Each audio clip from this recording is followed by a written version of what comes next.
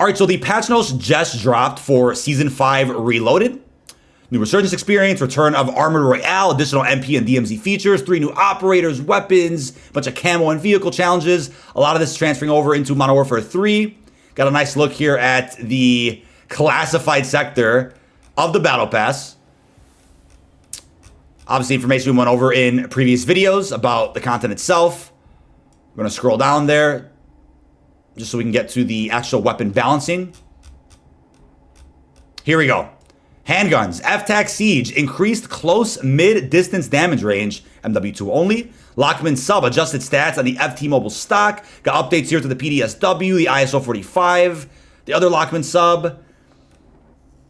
For ARs, we have the FR Avenger, aka the FFAR, increased damage. So we got a bit of a buff there, but then a nerf with the hip spread. Tempest Razorback, we got a buff with the damage range, Modern Warfare 2 only. So these are all MW2 only changes here. We got a buff here with the M16 mid-distance damage range. We got a nerf for the cast-off 74U. Bit of a nerf with the ISO Hemlock and the far distance damage range as well. Got some adjustments for battle rifles. We have the buff for the TAC V right there. The Cronin Squall, that's going to be dirty. The SO14, the Lockman 762. Then for the shotgun list here, we have the Lockwood 300. We have a reduction. There's a timer here. Pass notes dropped a little bit early today before the timer. We got a nerf here for the mid-distance damage range. Slug and HE slugs attachments. We got a buff to both of those. Bryson 890. Got a slight nerf there. But then a buff for the slugs and the slugs and the HE slug attachments. So Bryson 800. Got a slight nerf there as well, but then a buff once again for slugs. Marksman rifles. SAB 50. We got a buff across the board. Lockwood MK2, same thing, got a big buff. SPR 208, also a buff for the long distance damage range. EBR 14, slight nerf for the damage range. LMGs, we have damage range buff. Same with the RAP H and the HCR 56. Sniper rifles, got a buff across the board. That's going to be nasty now inside of Modern Warfare 2 multiplayer. FJX Imperium, got a buff for ADS and movement speed, but then a nerf to the overall hip spread. Signal 50, you got a nerf for the distance damage range. SPX 80, nerf as well. Now moving on to Warzone only changes for weapons. As they say here, we're generally pleased with weapon diversity and viability in Warzone. For example, the SMG category is very healthy with a staggering 6 SMGs falling within a 10 percentage point difference in kill-death ratio at the highest skill levels. Among them, the Vazdov 9K, Vel, and at perhaps surprisingly, the PDS 528. While this is great news, we recognize that not all categories are enjoying the same level of competition. This update is focused on introducing further viability into the long-range engagement space. So good clarification there on what is being worked on. We'll be monitoring performance and fixing a lot of things throughout the rest of Season 5 and later Season 6. So for the Chimera, the Chimichanga, we have a buff across the board for close damage, far damage, head damage, and lower torso. One of my favorite weapons of all time. Got a buff there for the FR Avenger. We have a nerf for the ISO Hemlock overall. Got a big buff here for the Lockman 556. And all location damage multipliers increased, for the M13B. M13C, brand new weapon. They've buffed it, which is awesome because I wasn't really a fan of the M13C in Warzone. It was a lot better in multiplayer. M4 got a buff as well. SDB 556. And the Tempest Razorback. Moving on to battle rifles, we have a nerf, a huge nerf that is, for the Cronin Squall. All launchers have had their damage against players decreased. LMGs, we have a nerf there for the RPK, but a slight buff with headshot damage. Sakin MG38, we have a nerf across the board. Marksman rifle, all location damage multipliers increased for the Lockwood MK2. Shotguns, though, they have buffed both the Bryson 800 and the Bryson 890. SMGs, they have buffed the Bass P. Again, the Bass P was always pretty nasty. Fennec has gotten a buff as well. Might be bringing it back close to what it was in Season 1 when it was the meta. Vel has also gotten an increase with limb damage multipliers. Audio, they've introduced some occlusion system that Core 6 maps use, but now for all Warzone maps. Players should notice improved occlusion performance in those maps. So for those that wanted some audio fixes, play again in multiplayer. We talked about this before, but yes, a new feature for multiplayer that was previously just in Warzone. After each match, all players, or specifically solo players and designated party leaders on the same team, can opt to stick together for the next match. Friend Recommender. Built for those looking to find new squad mates, so you can suggest friends of friends, a helpful feature for the whole squad to get connected with one another, a new dynamic system that suggests new friends to play with. It'll also tell you why people are getting recommended to you. If you play more DMZ, it'll tell you why you're getting recommended to play with other people that also focus on DMZ, or so on and so forth. Raids, multiplayer, Warzone, etc., etc. Global bug fixes. Players are no longer able to activate kill streaks from driver or turret positions of certain vehicles. Then a bunch of bug fixes here. Issues where meleeing with a throwing knife equipped could down fully armored players in one hit. That was very frustrating. A lot of people in the community were very upset about this. Over the last couple of weeks, it's been a problem.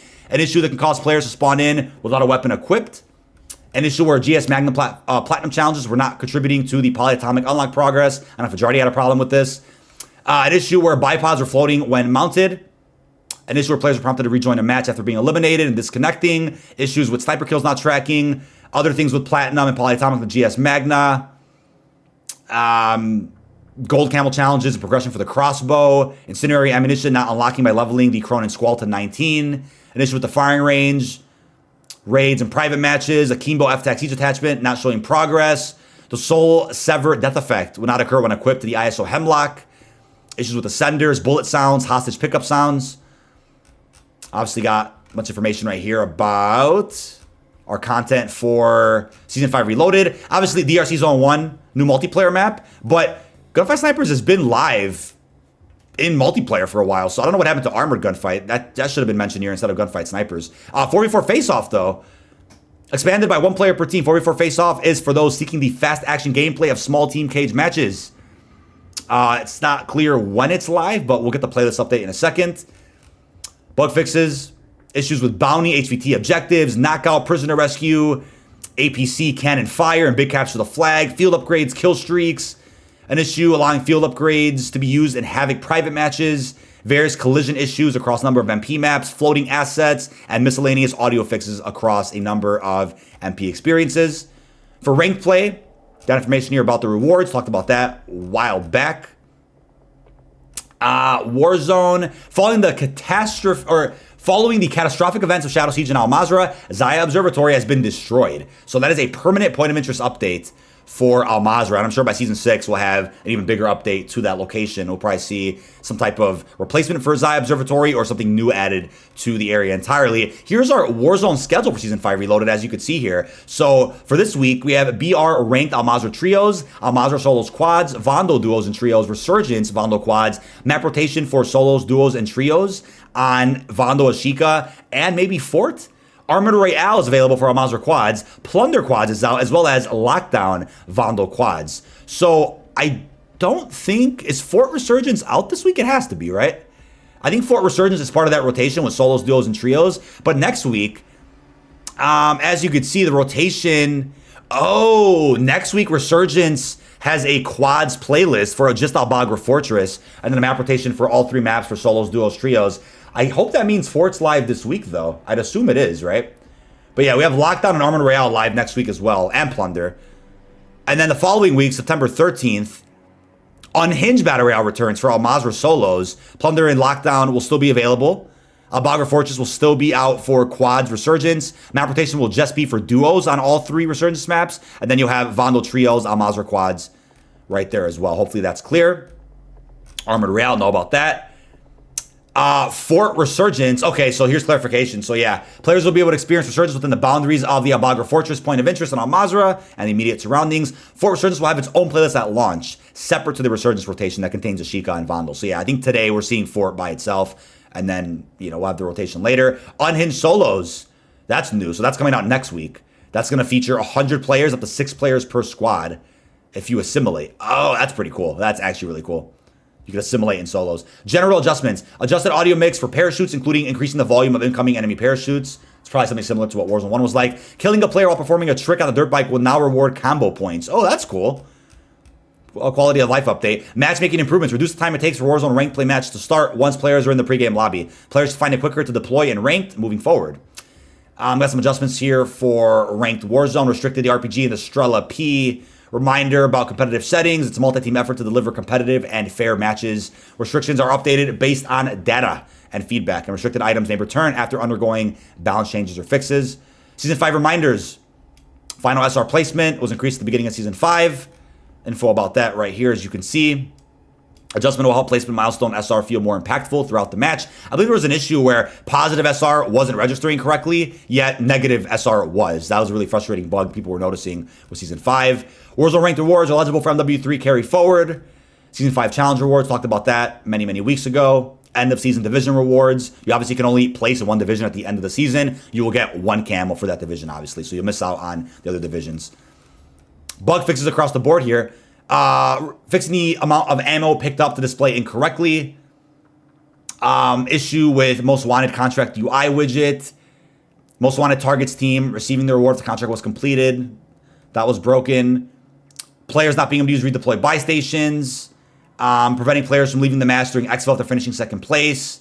An issue causing the mortar strike icon to appear on the tech map incorrectly. An issue allowing players to capture a UAV tower while inside a vehicle. And an issue with incorrect vehicle icons in the kill feed. DMZ, though, we got new missions for Shadow Company's faction. Missions or mission tiers 3, 4, and 5, all available starting today.